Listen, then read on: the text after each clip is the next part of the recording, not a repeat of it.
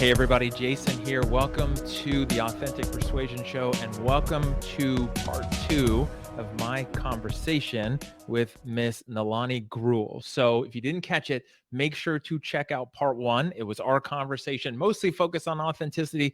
Then I got into the sales stuff and questions, and anyone who knows me just knows I can't help myself. I just get excited. But so that you know the background, if you didn't catch that first part, Nalani was a student at University of Houston. She then went into the sales program there. She was on the staff. She was working with the students. She became a staff in the marketing department and promoting it, working with the Sales Excellence Institute. And then she graduated and went to work for a company that she actually sold to as part of the program. And so now she's at Starburst Data as an SDR. And so she's had this interesting, fun journey of not thinking about business to getting into sales because it sounds really scary, to excelling at it, to getting out there in the real world doing it. And that whole journey from the student and then the staff side. So again, make sure to check out part 1. We're here to talk about persuasion in part 2. Nalani, are you ready for the second conversation? I'm ready for part 2. Let's do it. All right. So like I said, I jumped the gun. It's just what I do. I get excited. One of the things I wanted to ask you about was asking questions, that process. But let's start with this. Is so far in your experience, is there any favorite sales process? Any, I don't want to say strategy because that sounds almost on the edge of gross, but like anything that you do or that you found so far that you like when dealing with someone in that sales process? It's probably around your questions and everything you talked about, but is there a process that you like most?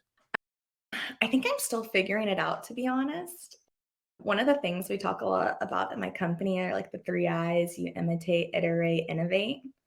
And so I feel like I spent a lot of the first part of my time here imitating a lot of what everybody else is doing, which is a great place to start because you're building that foundation and figuring out what that process should look like for you. And it will be a little bit different for everybody else. And that's part of owning your own authenticity in sales.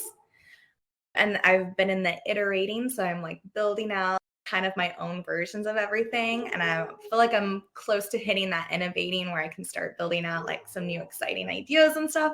Not there yet, but some things I'd say are my favorite is like 100% like I love researching like a company and I love researching people prior. I love like adding personalization and having fun with prospecting and reaching out, because the more fun I have, the more excited I am when I reach out, the more it shows to you, the more excited you get, and it bleeds in together. And I think that also goes back to a little bit of that authenticity piece. Like I always want to showcase my personality because I think that bodes more well for like people like getting to know me, getting to like me, building that trust, and eventually, hopefully, buying from me someday. And this would probably be in the future of sales / automation side. There's always this tendency. I see so many companies, even myself, just want to automate things, have work in the background. And then there's that balance with personalization. Nothing drives me more crazy than automation with terrible personalization or automated emails trying to get me to buy something where it's like, dear company name, Dear Cutter Consulting, let's talk about your lead gen. That's not going to work. So I love the fact that you want to bring in who you are, put that energy, because I agree. I think when that energy is there from your side, it does come through. Obviously not 100% of the people are going to respond, but the right people will resonate with it. Absolutely. And I think also like sales is a hard job, especially when you're doing like a lot of cold outreach, cold calling and stuff. And it keeps it a lot more fun for you too, and keeps you a lot more motivated when you're yourself versus feeling like you have to come and show up as somebody else. So from an iteration standpoint, because we're talking about persuasion, which is the sales process, it's the actually focused on moving someone towards a close, right? Whether it's setting an appointment or actually signing the agreement that you slid across the table. With that, with iteration, where is that balance that you've found, or what's the direction that you've been told?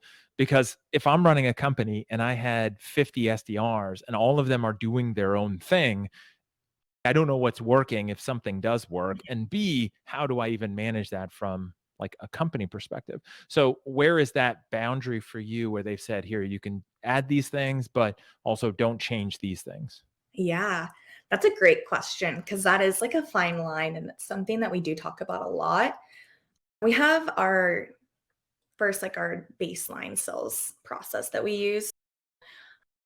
Besides like the cold outreach and everything I do, like our actual sales process, we do use command of message at my current company. And when I was in the sales program, we taught spin selling. So you always have a baseline that you're going to stick to, and a full process. Within there, they give you a lot of ideas on questions you could be asking, or on like how to draw like pain, or how to implicate on what that means if it's not solved, or all these different things. But I think where like being able to put your own personality in it is the way that you say things, and the way that you ask things, and the active listening that you do, and how you mirror somebody when you're having that conversation. And then throughout the process, like iterating, like learning what's working for you and what's not. It's not going to work for the person next to you. Like I'm a very amiable, expressive kind of person, like very soft spoken. I like to be gentle in the way that I say things. And that's just who I am as a person. But I remember in the sales program, they would always try and get me to be a little bit more driver, like try and close a little bit more hard. And I tried to do it one time as I was practicing with one of the professors, and she stopped me and started laughing. And I was like, what? And she was like, Nalani, you flinched. And I was like, what? She's like, you physically flinched when you asked me to do the deal. You moved away from me. And I was like, oof, okay, I didn't do that. And she's like, yes, you did. And I was like, okay, fine, maybe I did. And that was just like us trying to figure out, like, okay, that's not going to work for you. So how can you ask someone for their business without feeling like you physically have to move away from them? And I learned, like, I'm not going to be a person that's like direct, hey, are you going to sign? I could never do that. It would never sound like me. But I can ask them like, hey, I'd love for you to start seeing that value today. Are you going to sign up today? Or whatever that may be. So I think that comes into like the iterating, is finding your own process and what works for you. And that's 1,000 different things in it, but it's fun. So let's talk about that, because it's both the authenticity and the persuasion piece. Is why did that feel so wrong to you with that direct ask? Yeah, I really am like, I like the value that I bring. And to me, the direct ask doesn't highlight that value at the end. It's just like very like, almost to me in my eyes, the scammy cars person, or at least how I Yeah. associate it. And that's not true for everybody. There are really awesome sellers who genuinely do care, who can be more direct because that's their personality style. And it feels really authentic to them. But to me, it didn't feel authentic. And I couldn't make it sound authentic. And the moment I tried to, you could see right through me. And so that's when I knew I had to pivot and be like, okay, like how can I tie that value back at the end and then ask for the business? Because that makes me feel comfortable. It makes me feel like I'm showing like, hey, this is what I've come to realize almost at the end, if that makes sense. It does. And it's interesting because my experience has been, if you're a true professional who's done your job leading up to that moment of moving the sale to the sale, then you actually don't need to ask, because if you've earned permission to close, then you can just close, Yeah. right? The doctor earns the permission to tell you you need surgery. They don't ask you if you'd like surgery today to fix your broken arm, right? Like they just assume they did their professional duty.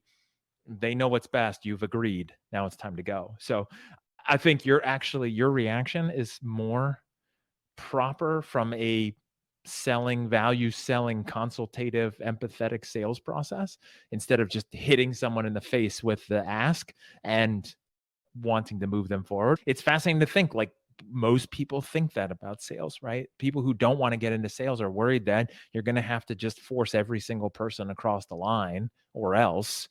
And that's what sales is, versus what you're talking about, which is more professional sales and being a sales professional, where it's about helping someone. And like you said, I love that transparency and honesty in the process. And if you can help somebody, great. If you can't, okay. And obviously, the key is having a company you work for that supports that as well, right? Yeah, 100%. And one of the other great things about my company is like, a lot of times we do walk away from deals now, but we'll come back to them later. And it ends up bringing that value in the end. Yeah, it's always playing the long game, right? Especially with, if you have something that you're selling, like what you're doing with Starburst Data, is it might not be for everyone right now. At some point, it might be. some people might not be ready for it. Like you just got to play that longer game instead of like scarcity in the moment and let's get what we can get. If we're looking at the persuasion piece, what have you seen so far as the biggest challenges in persuading people and moving them forward as a customer, especially when it's a good fit? For my role specifically, so like I said, I'm entry level sales, SDR, like cold outreach, a lot of it. The biggest challenge for us is like getting people to take that first meeting, that first step. And the reason why is our product can be really technical.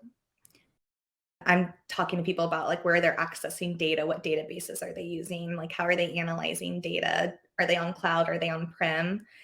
And one of the great things about my technology is that we connect all of those data sources together without movement. So usually a lot of these data engineers, architects, data scientists are moving all this data around. They call it ETL, extracting, loading, transforming it so that it's readable for your analysts or whoever needs to, like risk modeling people need to access that data. But if you look across a company, data affects everybody. So nobody in marketing is doing anything without having the data to back it up. Nobody in the supply chain is ordering something without having the data to back it up or tracking where it's going and where are they going to allocate it and to what stores get how much. All of that is 100% data driven. So the biggest challenge for us is when we're reaching out to these people, asking how they use data, they're like, oh, we get too technical. They're like, no, it's not for me. Like, you're talking to the wrong person. You need to call a data engineer. And I'm like, no, you're the right person, because when have you ever made any decisions without data? Like, how long? So I think for us, that's a really big challenge, is like getting them to see the value and talking to us, even though we can sound a little bit technical. And so that's something that I've had to learn, especially, and pivot. Yeah, I would say that's probably a big piece of it. And once we get that first initial meeting, then we can really uncover like whether or not it's a good opportunity. A lot of times it is, and they want to move forward too. And sometimes it's not, and that's okay too. I've seen it go both ways. It's fascinating because I asked this question of a lot of people, and what you highlighted, which is something that happens that most people don't realize, is where you essentially have the salesperson and the potential buyer speaking different languages, or the Yeah. potential buyer being overwhelmed, usually by a lot of tech jargon or sales jargon that Mhm. then freaks them out or feels overwhelming. And I love how you've addressed that and realized it and scale it back to the right amount where you still sound knowledgeable, you're still a professional at what you do, like on the data side, but also not too in the weeds with the technical mumbo jumbo. I think it's a big thing for people in sales to always remember is potential buyers, and this is all of us, right, in the world as customers, whether in a business or we're ourselves at a store or buying a car, is people are generally on the lookout for salespeople, but you also have some kind of need that you're trying to fill. One of the things that salespeople do to just make their life so much harder is create this barrier and this division or this separateness, right? Which is I'm here and you're here and it's me versus you. Mhm. And when somebody's speaking the wrong language, whatever it is, then it's all of a sudden it pops up and that person's like, oh, you're not like me. Oh, you're not from my industry, or there must be something you want because I'm feeling this certain way, versus just speaking the same language and then seeing where it goes. Yeah, 100%. It's definitely like when I was starting out, I had to try so hard to learn the tech language. It was like learning a foreign language. I had Yeah. no idea about any of that. Now I feel like a little tech expert, but I had to relearn how to dial it back because I was getting too technical and I couldn't relate. And I was like, wow, there is a fine line here. There is, and especially with an SDR role, but even for salespeople, is there's a really fine line. And again, I think that the key is for salespeople to realize who are you talking to? What level do they need you to be at? I don't believe in totally mirroring. A lot of people say, oh, you should mirror and you should meet them exactly. Like you want to be one level up because you want to bring people up with you, but you don't want to be in a whole nother universe. Somebody needs a technical conversation. Bring in your technical person, your sales engineer, bring in their technical person and let them have a technical nerd fest, right? But just be careful of who's having those conversations. Because again, I see that. I'm so glad you realize you need to dial it back. And then when you switch careers, like you're going to have to learn a new language at a new company or whatever that looks like. And it's just, It's always keeping it relative to the other person, which is the human you're dealing with. So one of the other things that goes into the sales part, and I think this is fascinating, going a little bit backwards to when you said just going for the direct ask felt wrong, like you actually physically flinched, which that would be awesome if that was like on a video somewhere and like you had as a reference point. But it's where confidence fits in with that, right? Because if you're not confident, you're not going to be able to ask. If you're not confident, you can also not ask for the sale in a non-asky way, whatever we want to call that. As weird as that sounds. Like, where does confidence fit in for you? And was there a point when you started feeling more confident in sales, like in everything that you went through? One of the great things about sales and one of the not so great things about sales is it ebbs and flows. And I think your confidence goes with it. Like, I would be lying if I sat here and said I'm 100% confident all the time. And it's just, there's no way that's going to be realistic. I think the first time I started feeling confident in sales, though, was when I was in the program and I started competing in sales competitions as a student. And they made us like practice and like role play. And that's when I actually started like really honing in on my ability to ask questions and being audible ready and pivoting when I needed to and learning what it meant to ask a good question. And sometimes people aren't going to understand you. And I competed in a couple sales competitions and I did really well in them, honestly. Like I placed fourth in one, I placed first in one. And that's when I started to really grow my confidence and my ability to be like, okay, like I know what to do when I'm in that setting. And like I know how to ask a genuinely good question. And I'm not going to get the answer I always think, but that's okay because now I know how to pivot as well.